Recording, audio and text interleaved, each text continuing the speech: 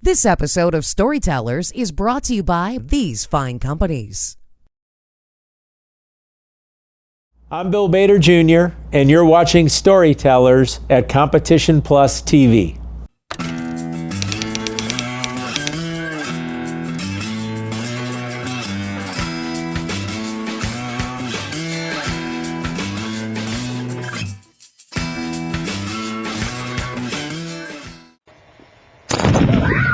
Oh my God.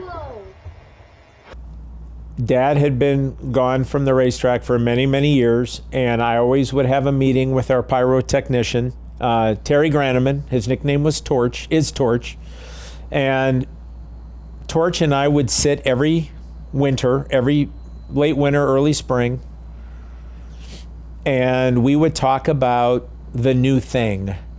How do we take our pyro to the next level? How do we make the bombs bigger? How do we make everything hotter? And how do we make it more intense?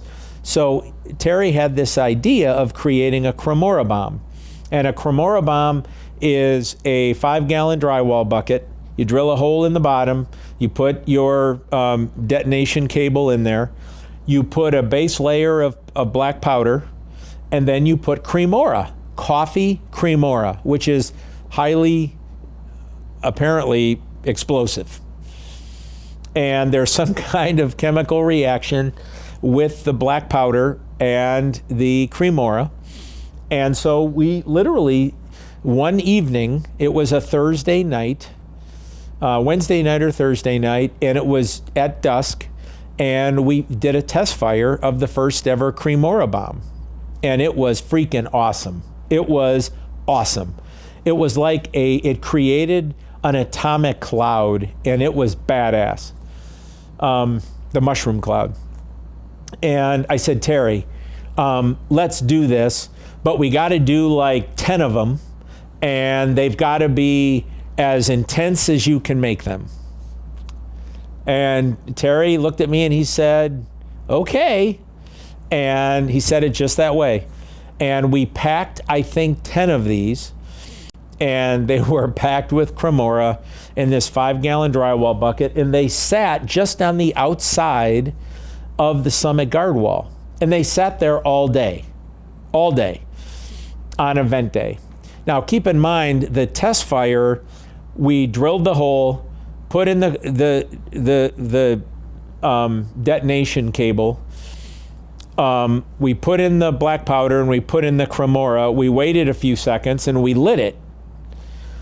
These, because they were prepackaged in the morning, and they were at 9 o'clock in the morning, and they sat outside the retaining wall and were to be detonated at the end of the show Saturday night, they sat there and compacted all day. We had all the vibration and oscillation from all the cars running down the racetrack. So these things got tight. And also the heat of the day and the moisture and everything else. So we took a bomb and we made it nuclear by it sitting there all day. And so we put these things into position, absolutely no idea what was coming. And at the appropriate moment in the show, I'm trackside and getting ready for the outro. And on cue, Terry fires these things, and they were like 10 nuclear bombs. I mean, I felt it pushed me back, and the smoke and again, we had mushroom clouds, and I look to the crowd control fences, and there's nobody on the fences. There's nobody on the fans are missing from the crowd control fences. And I radioed, I said, I think we just killed somebody. And I was serious because before the Cremora bombs went off, there were thousands of people on the fences, and now they're cleared. And I can't see them because we have sponsor signage on the fences. And I said, my God, we killed somebody. And My father gets on the radio and he is the maddest he's ever been. What the was that? You two geniuses up here right now. And now people are starting to come back up. I'm starting to see heads pop back up. But I'm certain people are dead. I mean, Bobby, I'm certain people. I just believed it in my heart. I thought, oh my God. My next thought, and I'll never forget this, was everything my family has worked for is gone. We're done. We're done. These are the honest thoughts. And Deb Bader is scrambling, and we're calling EMS, and people are starting to resurface. And this was before the big grandstands on the Summit side. So we had 15-row wooden bleachers. So I'm looking through the bleachers, and I see people on the ground on the Summit midway. They're laying on the ground. It's not funny. I thought, oh my God, this is a mass casualty event. And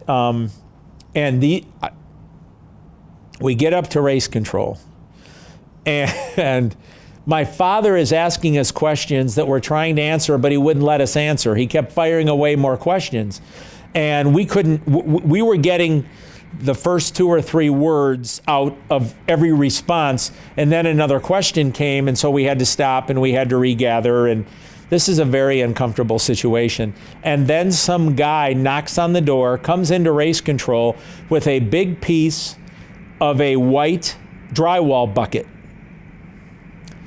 And there's no blood on it, so it didn't pierce somebody or impale somebody. And he says, "That was the most coolest thing ever. Would you sign this piece?" Because he had a souvenir, that drywall bucket, a piece of that shrapnel had gone into the stands and bounced off him, and he wanted it signed. We did not have any injuries. We did not have any casualties. We didn't have any blood. And I signed it for him. Terry Granneman signed it for him. I don't know if Dad signed it. I don't remember. And that guy was the happiest guy on the planet because he thought that was the coolest thing he had ever seen. And at that point, the mood became a little lighter. And we then were able to explain that we had test fired this on Thursday night or Wednesday night. There was no problem. And then after some, thoughtful self-examination, we realized that because those things sat out there all day, and it was in August, that between moisture and compaction, it amplified the explosion. But I believed in my heart that we were out of business and maybe going to jail. I didn't know, but in real time at the moment, I thought everything we worked for was gone. How long after that did your dad decide he wanted to put Cremora bombs in his show? Because Terry did all the pyro for IHRA for years, he had to have the Cremora bombs. But I remember telling Terry, bullshit, my dad doesn't get the Cremora bomb. That's something unique to Norwalk. Ultimately, I lost, and he took the Cremora bombs on the road.